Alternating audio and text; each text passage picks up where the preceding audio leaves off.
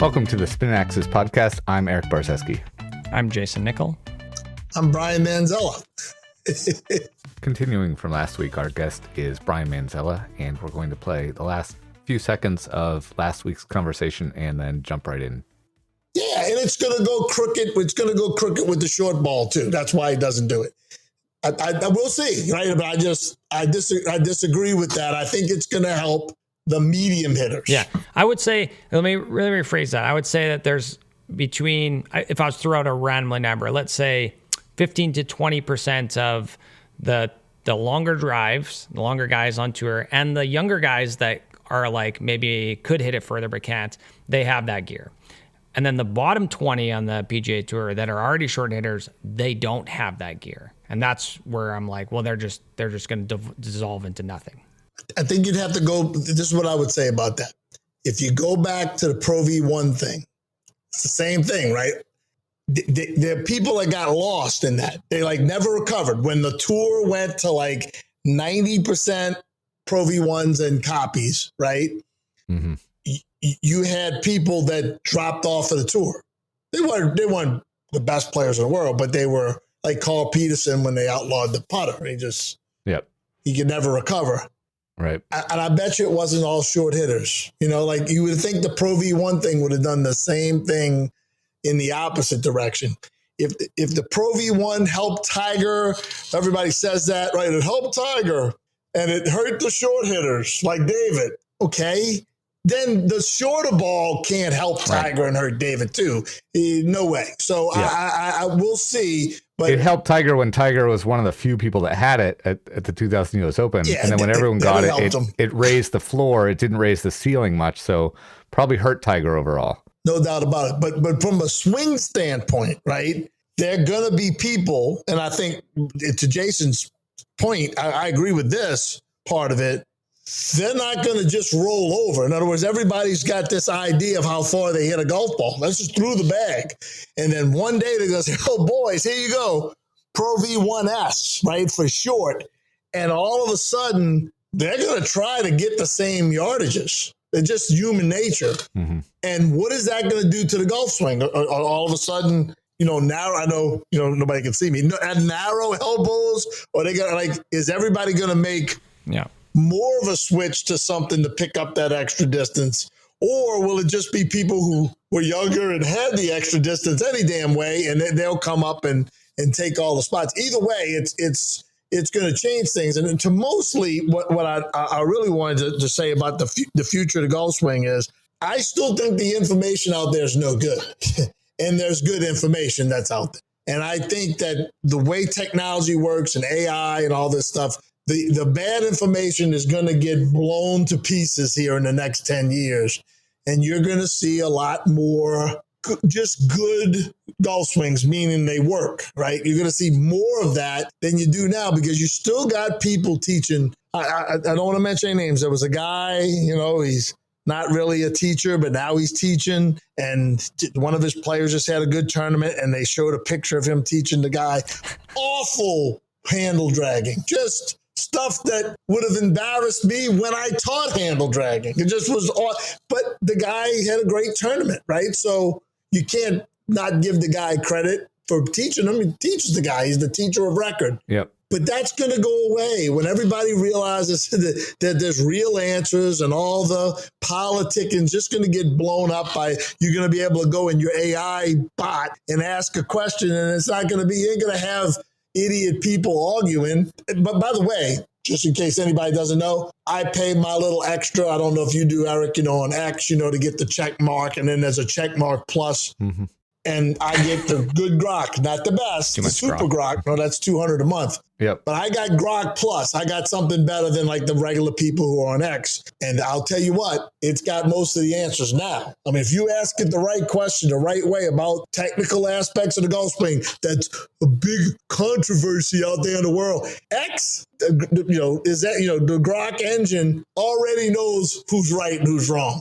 So if anybody wants to go, they got a famous thing they want to go look up. They can go look it up. But that information is going to get in the hands of this next generation of teachers, even though I don't think there's a lot of them. I think they're a lot more, from what I've seen. I don't know what generation they're called. I just found out I was Generation Jones, which sounds good to me. But the guys and gals right now that are just out of college to like mid-30s, that is a very different. Now, I've known them all the way up to the guys that are 95 years old and the guys that are in the cemetery. And I'm in my group, and Erik's younger than me, and you, Jayson, are younger. I don't know if y'all about the same age. Every group is different, right? Because you have different experiences. This younger group, man, they don't give about nothing except the answer. The politicking lost them. They didn't even have to go to the nightclub to meet a gal, right? They just swiped. So they're just into it works or it doesn't, and it's right or it isn't, and they don't care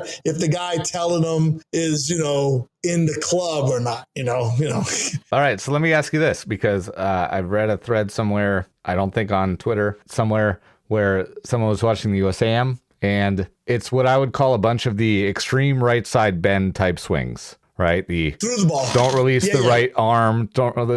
Is that the future of golf instruction and golf swings? Or is that, there's an argument to be made that, if you can make $10 million playing high-level golf for 5 years and then retire, cool.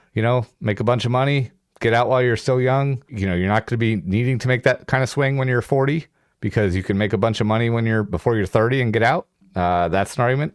Golf is becoming more of a sport where players are not playing like Justin Rose until they're 45 and having success. They're done by 29, possibly. But is that the future of golf instruction?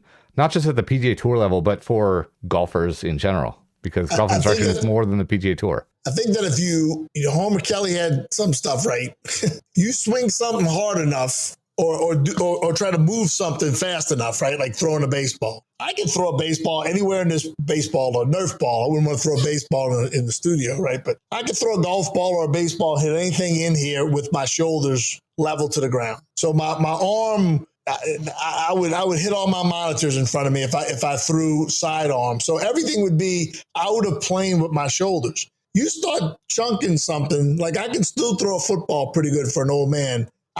Somebody videoed it like on the beach about a year ago, and it was like, technique's still good. Like the shoulder and the arm tend to find the same plane arc.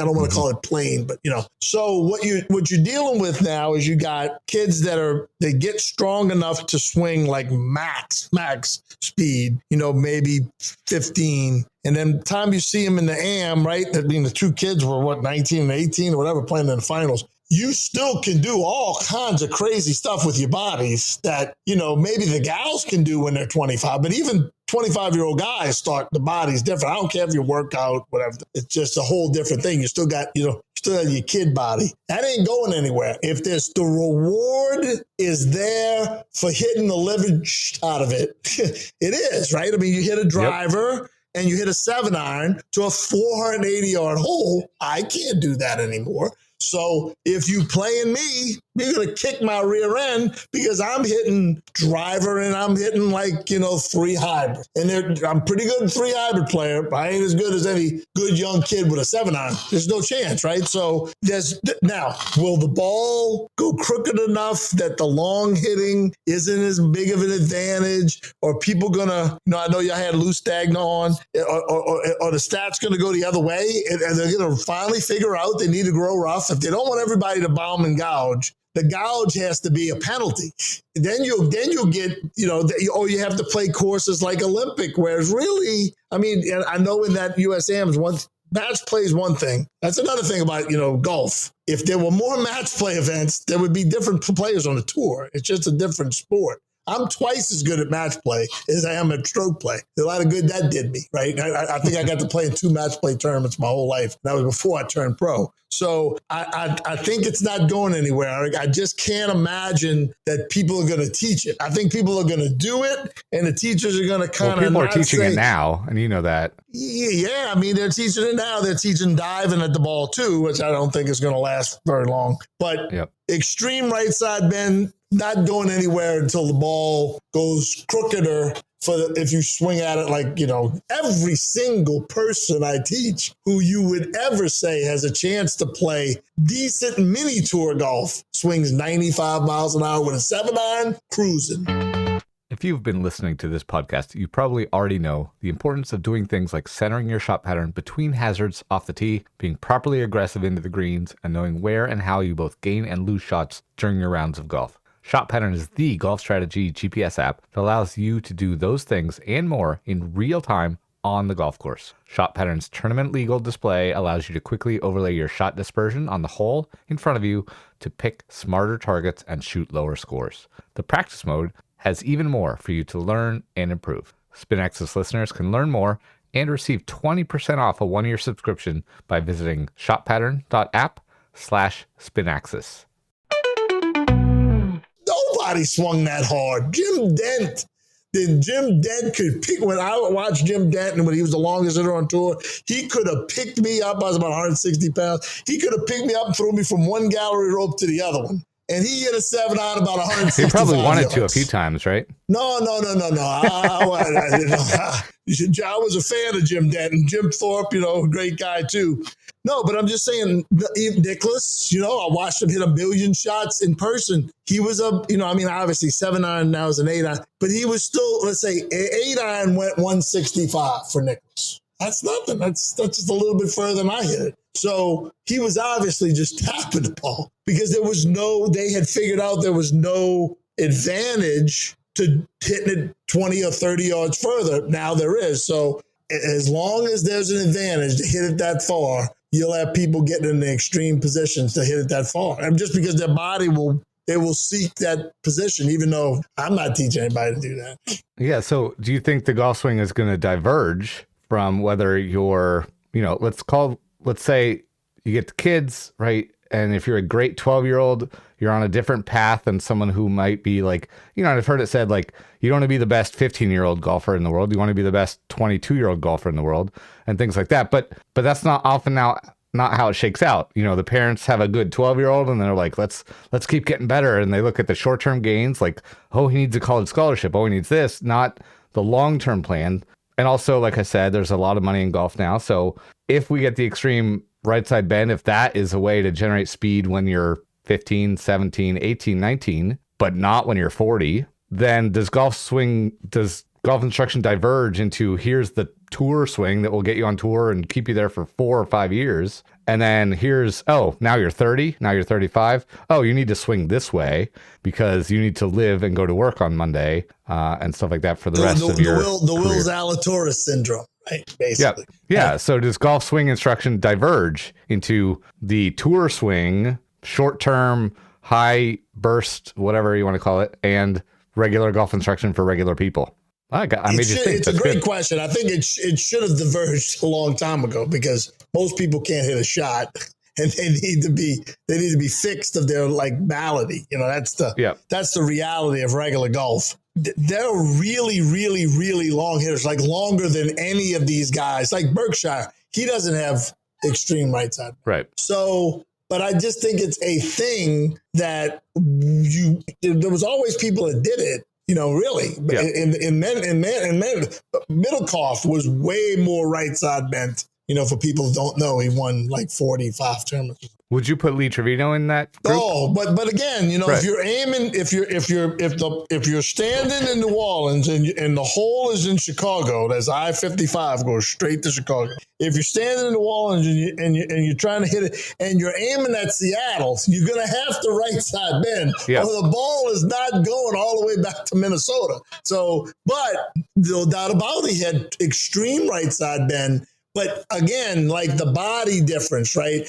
That dude was a lot stronger than people think he was. Mm-hmm. He was built like a spark plug. I mean, he's the kind of guy that, like that Ashton Genty guy that, the football player. He's a little like spark plug. If you hit him, he's just going to kind of bounce right off of you. Whereas Zalatoris Happy Gilmore's caddy is skinnier than Miller was when he was skinny. He's just like a string bean. And obviously his body's going to get into positions, but like Nelly Korda hits it pretty far for a gal, and she's super flexible and she doesn't extremely right side bend. I don't see that ever taking over golf instruction in any way, shape, or form because it's just too small a group of people that. And the ones who'll do it anyway, even though they're not being taught to. Have you? I don't think any of these people who are teaching it, I know you made a real good point about there are people that are teaching it. I don't think they're having any kind of like great success, maybe social media success. But. Yeah, because kids are good at jumping and they're good at spinning. What they're not good at is using their arms. So we all have a lot of juniors that will spin and jump. And so they get into this, their trail arm, their right arm, stays bent for a long time because they can't get it down. And so they get good at that. So coaches just keep going down that path. And some of them are good enough to win the U.S. Amateur or play in it and get to the final 8 or whatever. And so the short-term success versus the long-term success is always a tough thing.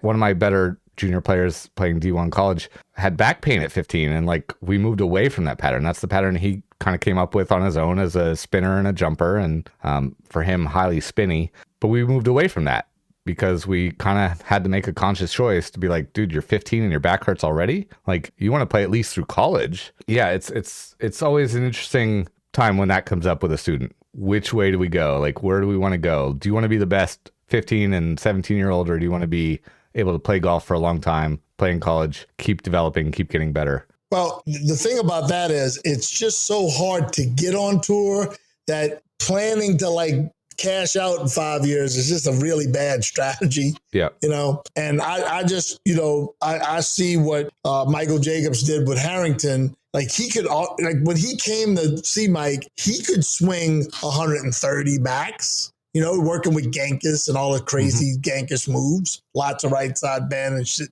But the next swing, he'd go 130, 117 on the next swing. So if the speed was that variable, imagine the shot, you know? Yeah. And he basically got him way more orthodox, moved his center of mass 6 inches further forward, and now he looks like a normal person hitting a golf ball. And he plays a lot better. He's won 3 senior majors, and he almost won 1, you know, regular major on the way out. And his best young student, Pei Chung Chen, very, very orthodox body positions because he spent all his time, you know, cutting up bodies with Tom Myers, that he knows that if you get into Will Zalatoris' position, when somebody cuts you up one day in one of those seminars, they're going to go, wow, there's something going on here on the right side of that rib cage.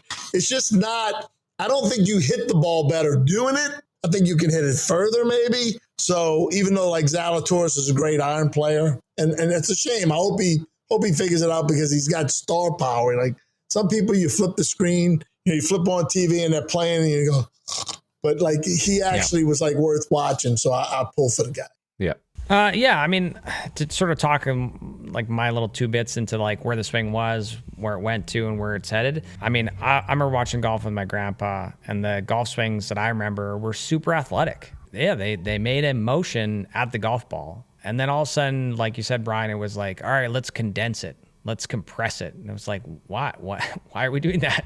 Well, I would say the first thing, I would say that you brought up a great point, Jayson. You're 100% right. And I'm not blaming them for this, okay, because the guy's had a Hall of Fame teaching career. But Hank Haney was the first teacher, because you got to understand now, the Sony Handycam came out in 1985. The first article that was ever written about Hank Haney is this up-and-coming guy, Mark O'Mara, 1985. So now you had a video of somebody swing. I had the first camcorder. And he was the first guy that said, when this club comes back to first parallel, it's got to be right on your hands. Right behind me, I've got all the books I thought were, not all, but a lot of the books I thought were worth buying for the second time after I lost my entire world in Katrina. And I can tell you, there's a lot of old books up there with old swings. And nobody did that unless they were a fader. Nobody did what McIlroy does now and does a lot of underneath the shaft lifting to have the club go back out.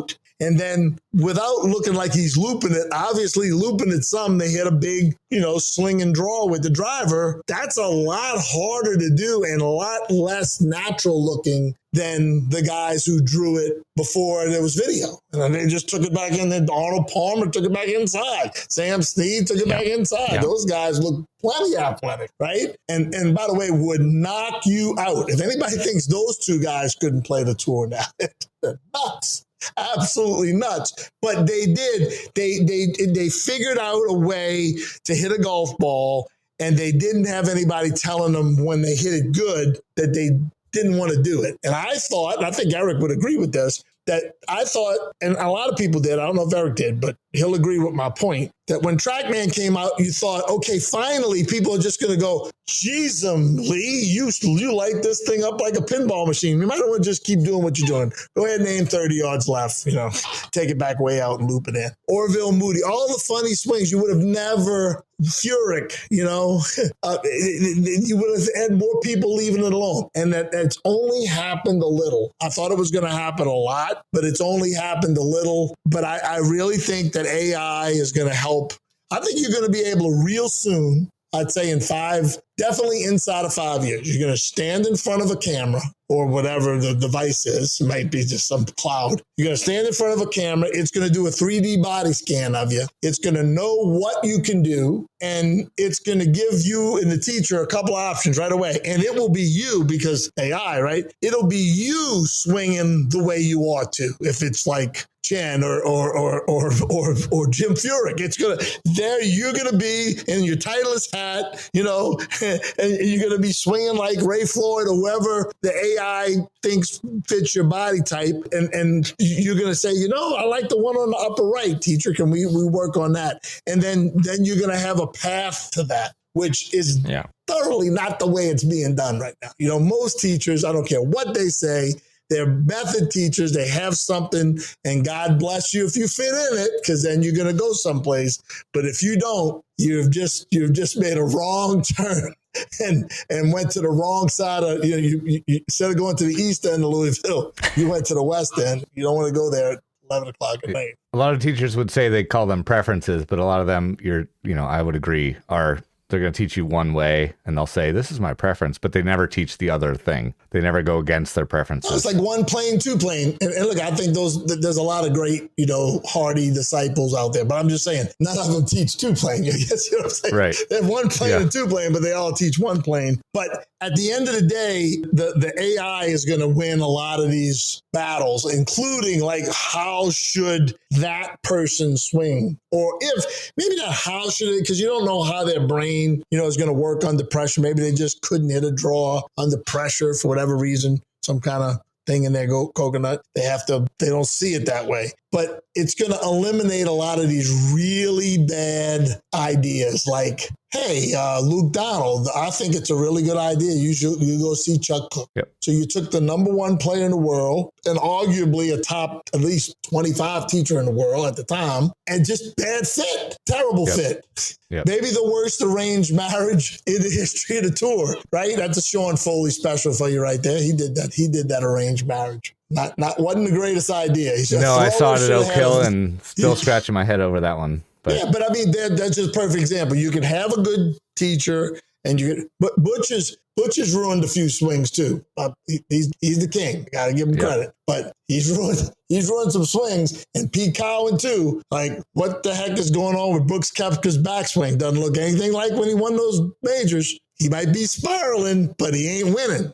Right? I would go back to the outside, never hook again pattern they used to do, because that seemed to work for him, right? He just swing hard. It never went left. And then, if you go back and watch those majors that he won, he just out-putted everybody. Yeah. But he's not hitting it good right now. And it's obviously Cowan's supposedly a great teacher, and he's had a lot of success. Not with Butch, not with and Butch too, but not with certain players. But Butch helped the heck out of Koepka. So far, Cowan's had and that's what makes people think that anything must be okay. If there's other ways to swing, then anything must, and that's asinine, because not everything is going to work in golf, right? I mean, it's just 11 degrees inside out. It's like these. That doesn't work? No, okay. But I've seen it in this studio a lot. Yep. Well, Brian, I want to thank you for coming on. We can talk for a lot longer than this, and we'll have you back on sometime in the future. Awesome. Brian, where can people find more information about Brian Manzella? Yeah, on the socials, just at Brian Manzella and, BrianManzellaGolf.com, or, I do a lot of these shows. I like talking about golf, 43 years of this fooling around with golf swing information. And as you can tell, I have an opinion. and I want to help people. So I love talking about it. And I'd come on anytime. Awesome. Well, thanks again. Yeah, we like talking to you. And for everyone else, you can find us on socials at The Spin Axis and online at thespinaxis.com. Thank you for joining us, Brian. All right, boys. Have a good one. Thanks for having me on.